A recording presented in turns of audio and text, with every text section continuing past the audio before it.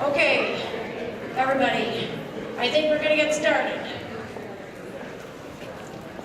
Frank, you need to sit down. Okay, is everybody ready? Okay.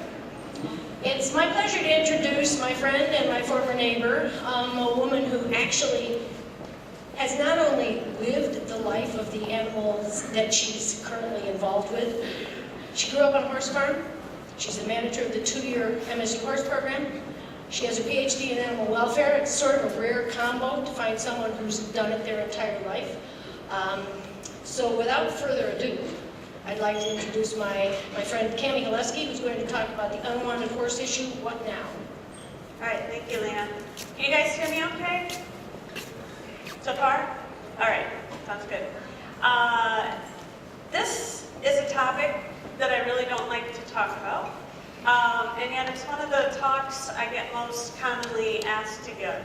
In fact, I just gave a very similar talk to this about a week ago over in the vet school. So if there are a few students that were at that talk, I apologize. It's going to be almost identical to the one you heard on, I think that was the 15th. And I need to add the little caveat at the bottom. I got very involved with this in 2007 when this first raised its head as a big, huge issue, and received an awful lot of hate email for a period of time. And some of the people even went all the way up to the president of the university and wanted me to get fired from my job for talking about this topic. So MSU has basically just advised me, just say it's your own opinions, not MSU opinions, and then you're fine. So here we go. So Lena had asked me to give a little bit of background information, and just to kind of put it in context, we've got 9.2 million horses in the United States. They do have a big economic impact on the United States. We have about 155,000 horses in Michigan.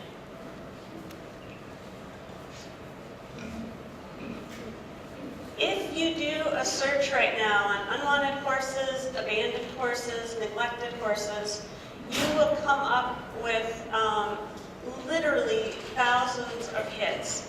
When I did a Bing search just the other day, and I gave it a 1-month parameter, I got 107,000 hits. So this is a big issue. It continues to be a big issue. It's not something that we can just push under the covers and say that it's all done now.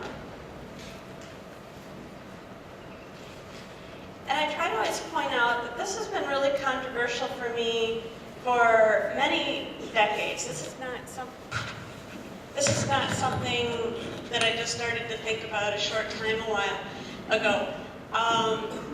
As about probably a 10-year-old child, I lived on a horse farm, and we raised Arabian horses, did training, lessons, boarding, etc. And we had 2 wonderful horses that my dad had shown and competed with. And they both had really chronic lameness problems, and he had spent a lot of money on trying to get them fixed, various amounts of veterinary interventions, and nothing was working. And so he sat my sisters and I down, and he explained that we run this farm as a business, and as a business, I can get about $250 per horse for these horses if I sell them to the meat buyer. Whereas it will cost me about $100 per horse if I have them euthanized and pay somebody to come in and do the burial. And so he was explaining that when we look at this in terms of a business, it doesn't make a lot of sense for us to do the euthanasia and burial on the farm. And that was a really hard message for a little 10-year-old kid to handle. And I will forever remember the trailer pulling in and taking those horses that I was very fond of away. But it definitely lodged in my memory this challenge of looking into this kind of conundrum situation. The other thing I always try to mention is that a lot of my work, well, my teaching appointment is 100%. I'm 100% teaching and advising. But whenever I can get the chance to do research, what I try to do is research on learning theory in horses, and then also looking into working equids in developing parts of the world. So those are my two passion areas. This just happens to be a talk that's a really important topic, and so I end up chatting about it now and then. So about 2007, we had kind of this perfect storm happen where the economy was crashing around our ears, which meant people had less disposable income. At the same time, there were some droughts going on in the country, so hay prices were going through the roof. Ethanol had become very popular, so corn prices were going really high. Gasoline was very high to haul your horses anywhere. At the same time, certain groups decided to put a lot of pressure on the last few remaining U.S. processing plants that could do horses. And so suddenly we found ourselves with tons of unwanted horses and no real good place to send them. And then we've got a couple other complicating factors. I've just added those two circles this last month. On the left side, the Bureau of Land Management deals with the wild horses, the Mustangs. And again, as the economy has continued to stay challenging, it's been extremely hard to adopt out those surplus Mustangs that are removed from the lands when they're having trouble providing enough, or having enough food, having enough water in those areas. So that's added to the unwanted horse problem. And then this circle on the right would seem like a really good thing, that we have improved our vet care so much that our horses are living longer, but it's also complicated this situation. You know, realistically, there's still not all that many of us that are competing horses past, say, about 18 years of age. That hasn't changed a lot, but we have a lot more horses that are older than 25 than what we did when I was a child. So this has also added to this unwanted horse issue. And I also like to mention that there is a little bit of a difference between unwanted, which could pretty much be any horse that somebody's just gotten tired of, versus a truly unusable horse. So some people might have really nice quality unwanted horses that we might be able to rehome. I know I'm on a couple Facebook groups, you know, Michigan Free Horses, for example, and people will explain this horse that they can't use or they don't want, but it might make somebody else a great horse. But then we have these unusable horses that have chronic lameness issues. Possibly they're a dangerous horse. You know, you might have a horse that is, you know, it will chronically flip over backwards. And those are really, really tough horses to find an appropriate home for. So I like to try to distinguish between those two.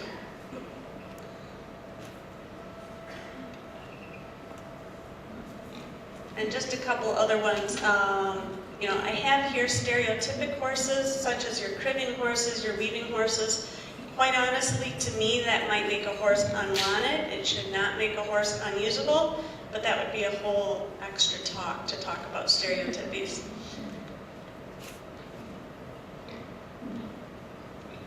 So very roughly, for probably around 10 years, we've had about 100,000 unwanted horses in the U.S. that we just really don't know what to do with. The estimated cost, and this is from a few years ago, but the estimated cost per year is $1,800 to $2,400 per year per horse. Now, like, I happen to have my own property. I don't charge myself anything for labor because it's just something I love doing. It's my hobby. And I can take care of them for less money per horse than that. But in reality, if you charge yourself a little bit for labor, if you charge yourself a little bit for having property, those are pretty good numbers that they've come up with. Some work by Carolyn Stull and others out of UC Davis did a really nice survey a couple of years ago, and they found about 326 registered horse rescues throughout the country, and they did quantitative and qualitative interviews with all of them. They were all at capacity and were turning horses away. And even at capacity, they could only take 14,000 horses. So 14,000 from 100,000, you've still got a lot more unwanted horses that we don't know what to do with. The other problem with some of the rescues, recently some of the worst neglect cases have been rescues that basically ran out of money. So there's an issue there. People start out with very good intentions, and then they end up really not quite understanding how much a rescue is going to cost to run. I know one of my colleagues, Karen Waite, that does a lot of extension work, I think Judy Martinek works with her on this as well. A lot of the horses that they're now getting called out, like animal control is getting called out to look at, and they're in neglect situations, are horses that were given to them during the first crash in 2007. And now these people have figured out, wow, a free horse is really, really not a free horse, is it?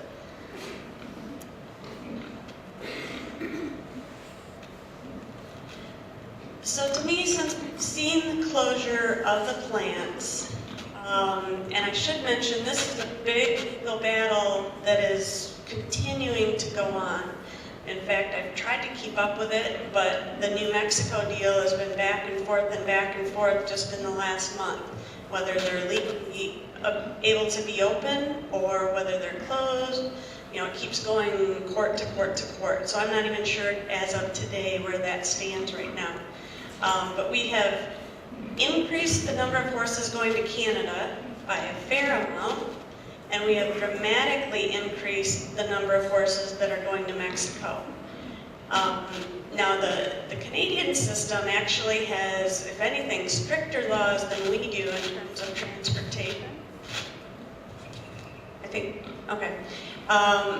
But once the horses go down to Mexico, once they cross the border, my understanding is a lot of those horses get repenned and put onto double-decker transport vehicles, and that's been one of the big problems with transporting horses to slaughter. And either direction they go, they're probably, even once they cross the border, going to have 700 miles or so. So you can end up with horses having to spend quite a bit of time in transport to go either of these countries. Originally, there was some real bad video footage out there about how things were being done in Mexico. They were using a patilla to basically sever the spinal cord.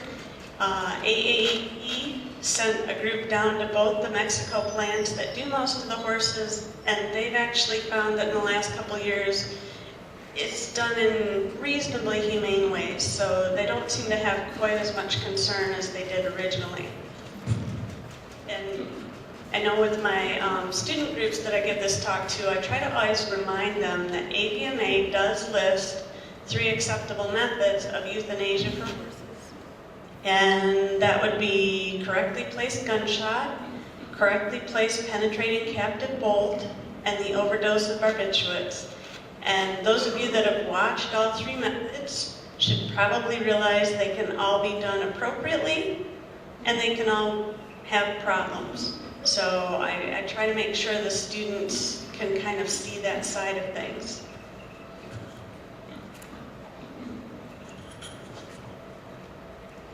So again, about 1% to 2% of the overall horse population would fall in this category of unwanted. And then there's probably another 200,000, based on estimates I could find, where horses are being euthanized on farm or just die of natural causes. And regardless of what we do with these unwanted horses or horses that die of natural causes, you have to consider these are very large carcasses to dispose of. And if we were to decide to do all of them by barbiturate overdose, we might end up with some possible groundwater contamination issues.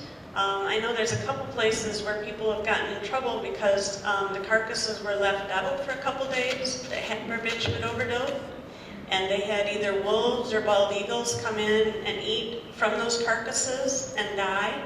And the people are now facing litigation because of irresponsible disposal of the carcass. So this is not quite the same as when you're dealing with the dog and cat issue and a much smaller animal. This is a very big issue to think about.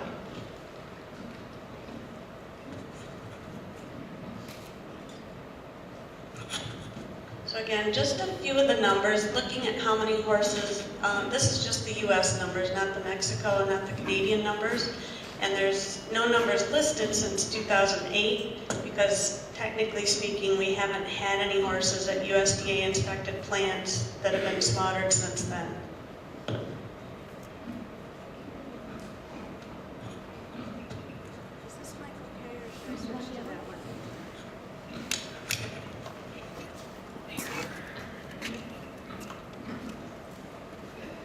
Okay, hopefully this one will be a little less echo prone. So who really has the responsibility for these unwanted horses? There are a lot of groups out there that would like to point to the breeders and wag their fingers at the breeders and say the breeders need to produce less foals. Well, to a large extent, that's already happened. If you look at breed registry numbers since 2007, they have absolutely plummeted. And in a way that's good, but it also means a lot of horse breeders have gone out of business since then. And so, in a way, a lot of people have lost their economic means of how they used to be involved in agriculture. So I'm not positive that I do see that as a positive. There's also the question sometimes, should horse breeders do the same thing that certain really responsible dog breeders will have you sign a contract that if anything ever comes up, they will take that dog back and help rehome that dog. And that's great, and I've bought a couple dogs with contracts like that. But again, we have to think about this horse living more to be 22 to 30-ish, and that's a lot different commitment than the typical lifespan of a dog. I think definitely owners need to be more aware and more educated before they decide to get a horse. Again, I know that's what Karen Waite and a few other people in this audience are working on, to try to make sure owners really understand what they're signing on for, try to provide them literature that can help them know what they're getting into, and possibly match them up with a mentor that might have more idea to help them get through the tough times of having horses. When this first started to be a big problem, one of the questions that would often come up, kind of from an ethical perspective, is, okay, I can't have my horse anymore. I've asked my veterinarian to euthanize them because I don't want to ship them to auction, and my veterinarian won't do it. Now what? And, you know, I talked to a lot of veterinarians about this, and I'm sure many of you have been put in this situation. You know, there is that issue that technically you're only supposed to do a euthanasia if that animal is truly suffering in its quality of life in some manner. But I've also talked to a lot of veterinarians more recently that are kind of looking at it like, okay, if I truly believe that for some reason this animal is going to be just turned loose or kind of left to starve or neglected in some way, I might have to give this serious consideration. So I don't envy those of you that are put into that situation these days. And then there's also the question, should the public simply pay more taxes and have shelters where you can drop off unwanted horses, kind of like what there are for dogs and cats? Personally, I can't imagine the U.S. taxpayer paying any more taxes right now. I don't think that would go over well at all. So I don't see that being the answer.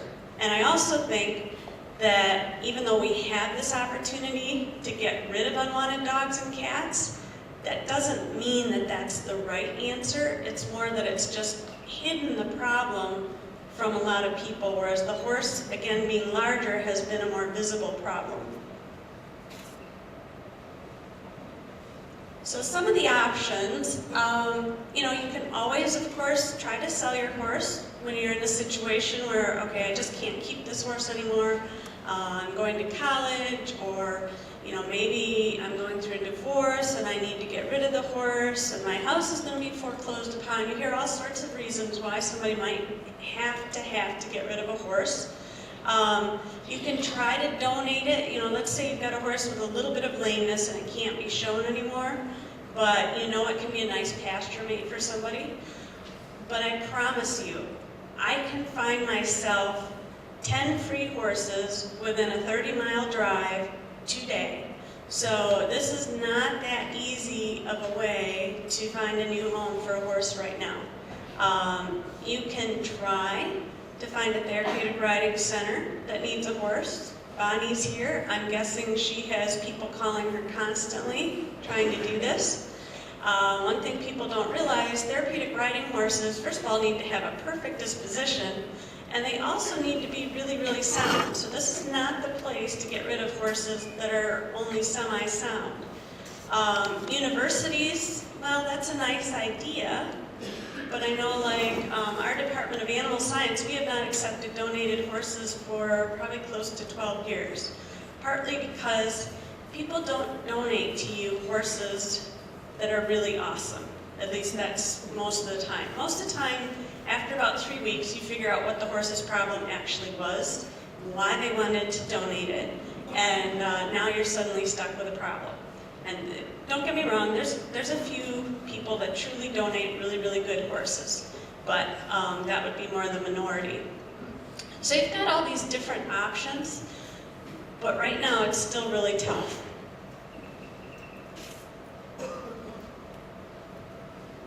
So these numbers are a little old. These are about 5 years old. But at that time, a national survey said the average cost for euthanasia was $66 plus the farm call.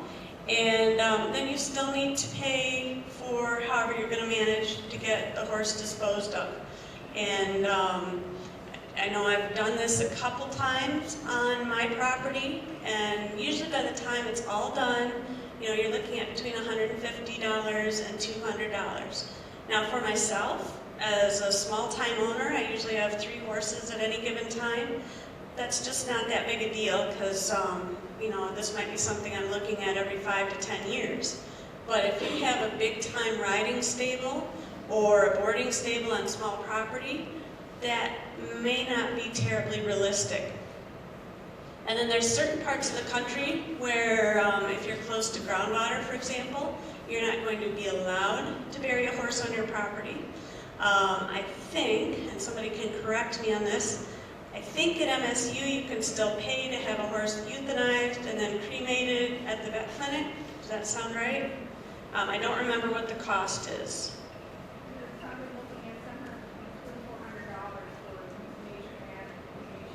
Okay, between $200 and $400 for euthanasia and cremation.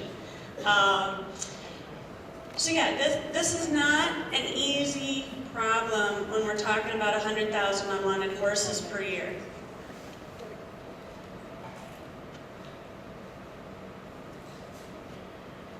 And so we have a lot of people that are trying to do the right thing. They're trying to find different homes. You know, they get between a rock and a hard place, but they're still trying to do the right thing.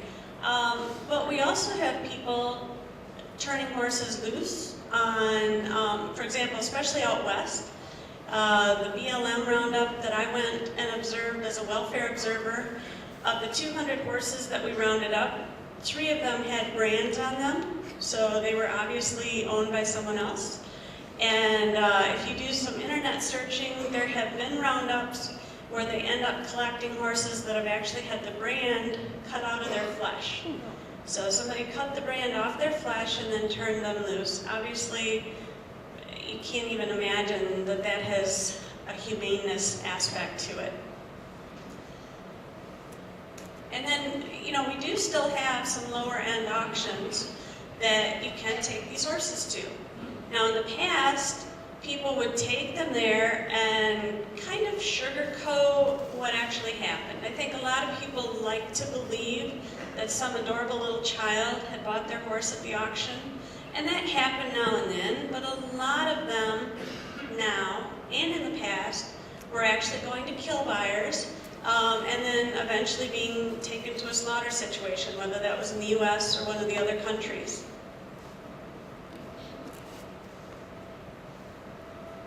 So again, some of the solutions, you know, just produce less horses. I know, like at the MSU horse farm, we have cut down our number of foals by quite a bit, in part because of this unwanted horse issue.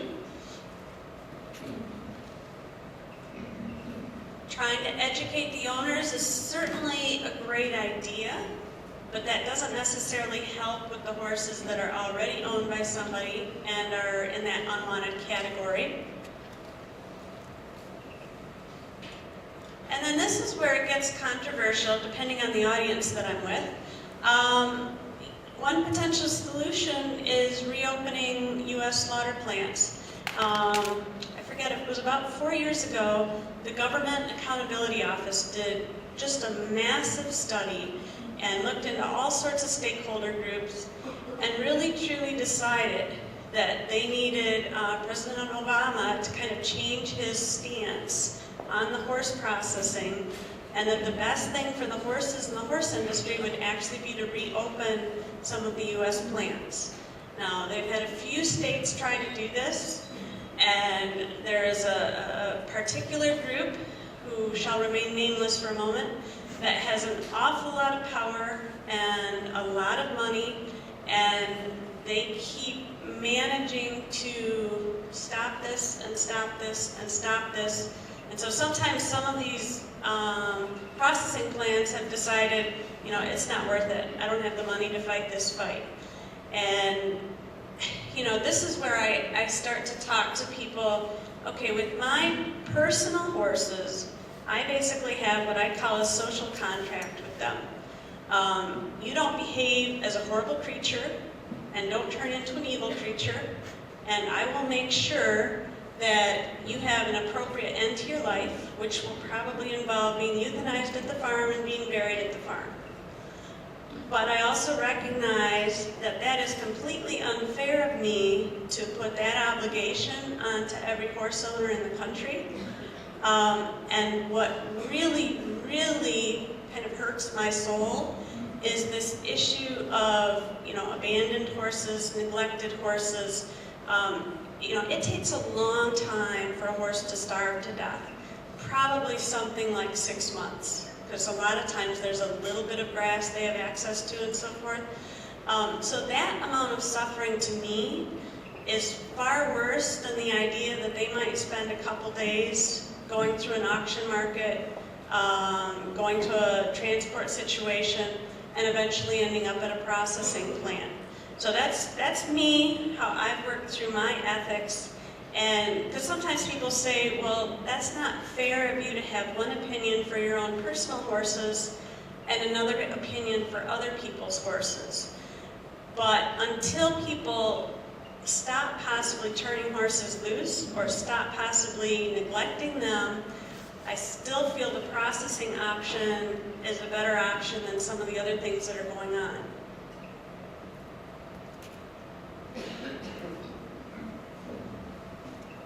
And yeah, we already talked about that one. So again, there's a lot of the questions that do have an ethical component. And it's one of the reasons I've tried to study some ethics over the last few years, is to try to sort some of this out. You know, like I said, is it fair to have, you know, one social contract with your own personal horses and then feel something differently for the horse population at large? Now, I've ended up coming to the opinion that it is, because it just makes me feel horrible when I see some of these horses that are body condition score of 1 or 2, and, you know, I just know they've been suffering for a long time in that situation. And I will do questions at the end. I definitely would like to separate the issues of the slaughter part, the transport part, and the auction part. Because I think we can do better with more inspectors to make sure the transportation goes better, to make sure the handling at auction houses goes better, and to make sure we've got enough inspectors at plants that can handle horses, rather than just pretending that we don't need that inspection to take place. The other thing that I forgot to mention earlier, I do feel like there's been an increase in the number of dangerous horses that are pawned off on unsuspecting people, because now it used to be you would maybe take them to the auction and just tell people at the auction, okay, this horse has a tendency to flip over backwards, and now people are so afraid they're going to get stuck with this horse that they maybe neglect to tell that little bit of information. The rescue people will tell you that all the time, that they constantly are given horses that nobody told them this issue or that issue with this particular horse. This one I also like to query to people. Okay, we live in a country where greater than 90% of us eat beef. So I always like to challenge people, is it really hard to imagine that whether it's here or another country, that maybe other people would find it okay to eat an animal that's got hooves, an animal eats grass, in many ways very similar to cattle.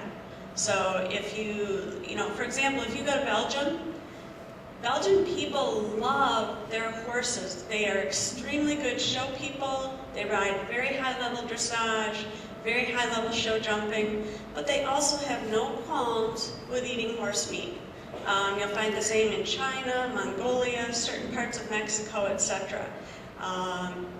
In this country, we have a huge cultural aversion to the idea of eating this animal that is a very, very beloved animal.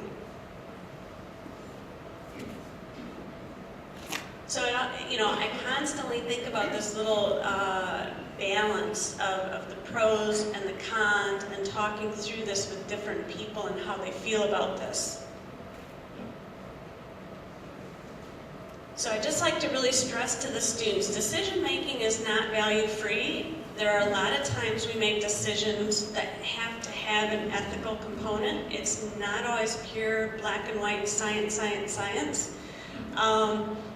And I don't necessarily care so much what opinion people end up coming to, but I want to know that they've thought through it. And so sometimes my students, when I first meet up with them at the start of the semester, you know, their knee-jerk reaction is, you know, horse slaughter is basically the worst possible thing that can ever happen to a horse. And then you try to provide them a little bigger picture, and they start to have a little broader perspective on it. So I've just got a couple pages, and Lena, are they given this on a flash drive or something? I think it's on the web, or it will be on the web. Okay, it's either on the web or it will be on the web. Just some different reports on this unwanted horse and horse processing issue. And with that, I will take some questions.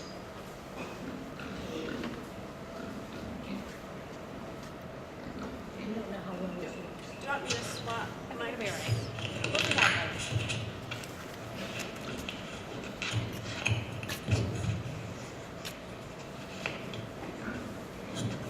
Thank you for that thoughtful conversation. Question, how do the horses in Europe, particularly where they do consume them as meat, how are they different than the horses here relative to what drugs or other things they may have been fed that could or maybe not cause human health issues? I mean, they talk about that quite a bit in Europe. They've tried to do some studies, and the studies that I've read come out of Canada mainly, and they actually find a lot less drug residue in the horse carcasses than what they find in most of the other livestock products. And there's a very recent study on bute, and bute is extremely quickly removed from the system. Now, I do know up in Canada, for the most part, they're making those horses wait a few months. So if they buy them in the U.S., they might potentially put them in a feedlot for a few months before they would go to slaughter. And sometimes those horses are shipped to Europe, and that's partly because of the European standards. So I don't know exactly what Europe's doing with their own European horses, but their standards are pretty high as far as what they'll accept from Canada. And like the horses that go to the real super high-end markets, like there's a couple feedlot operators in Canada that from the moment that foal is born, which is usually a draft or a draft cross, they're kept in a feedlot. Their whole purpose is to be a meat animal, and then they're going to go for a lot of money to usually the Japanese market And so definitely within the last 6 months, they won't have any medication. I've heard that some of the unwanted horses are coming from industry and not from private owners, like pharmaceutical companies or something that... I'm guessing you're referring like to the PMU foals? Yeah. PMU, pregnant mare urine industry, which is in Canada, a tiny bit, I think, still in the Dakotas. It's now a much smaller industry than it was 10 years ago because they have some synthetic products that are working better than they used to. There are some of those horses that go into the unwanted horse or horse slaughter market. They've tried to really upgrade the stallions that they're using. Some of the sport horse breeders, for example, have donated breedings. Some of the thoroughbred owners have donated breedings so that the foals are worth more. And then they've also got a couple futurity programs so that foals from that industry, if you purchase them or you're given one of them, can compete in some higher level competitions. So they've tried to be as proactive as they probably can. Somebody up there had an earlier question. Run, Marcy, run. I know, right? Anybody in this section, get your questions ready.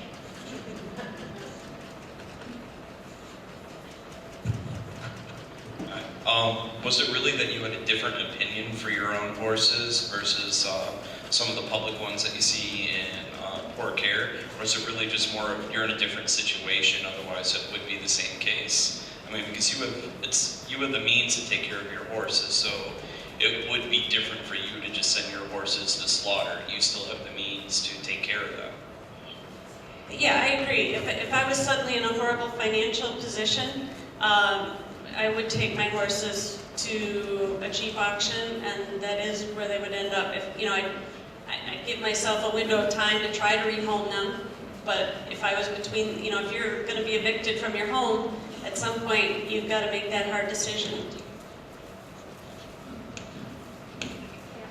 Some places it's much different from what we see with dogs that go into the shelter and dogs that are occupied. Can you repeat the statement? I said in some ways it's really not different than what we see in the shelter for dogs and cats. The choices we make for our own personal dogs and the choices that are made for those shelter dogs and cats that have to be euthanized. That kind of is a good lead into what I'm asking in terms of the closing down of the slaughter plants in the United States. What was the underlying reason for that? Was it the perceived inhumane treatment of these animals, or was it primarily that we don't see horses as a food source? I think yes and yes. Again, certain groups that are very, very powerful did a lot of lobbying to put a lot of pressure on these places. Some of the owners were even, as I understand it, receiving threats against their family and so forth. And so it's simply, it's not like these people were making a ton of money off processing horses. And so eventually it just didn't make sense for them to try to keep the places open.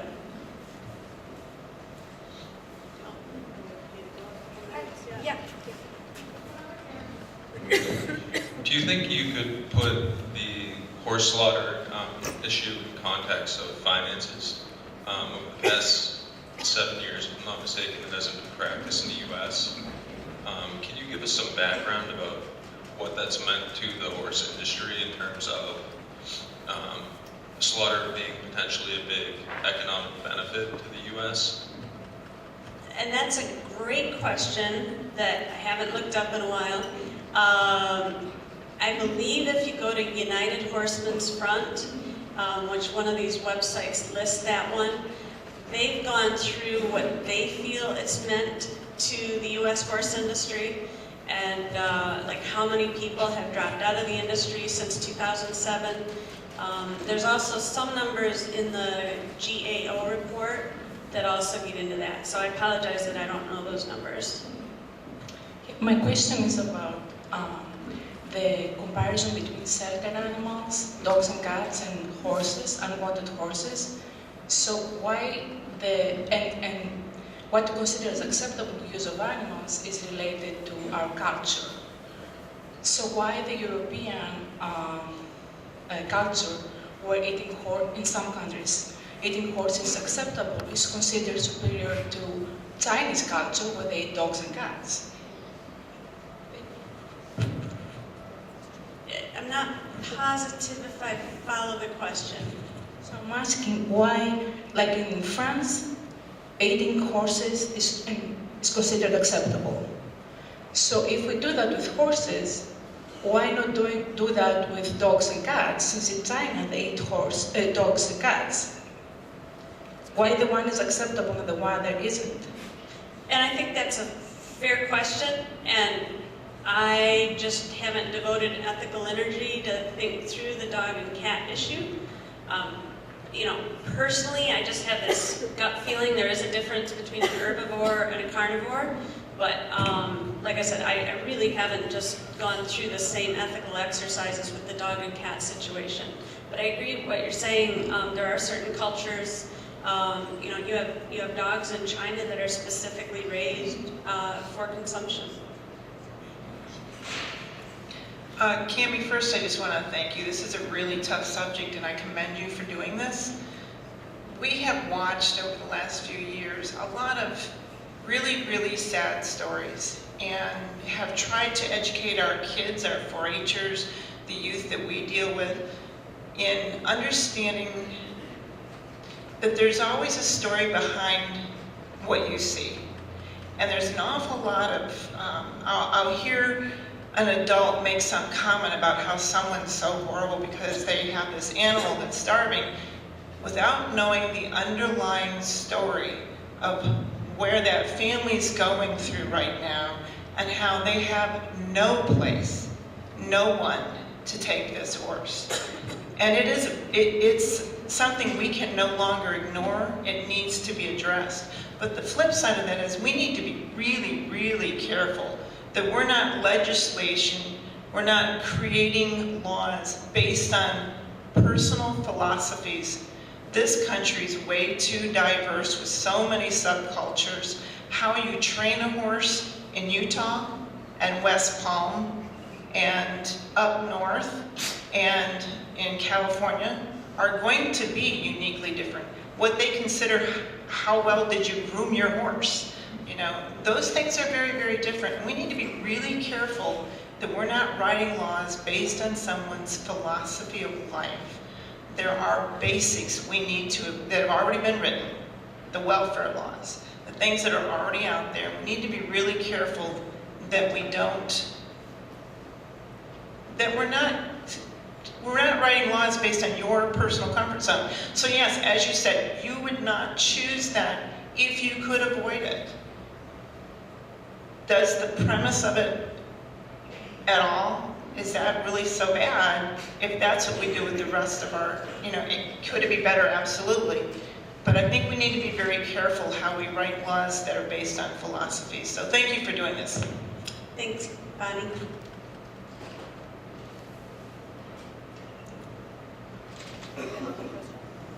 This is your last question, Mercy.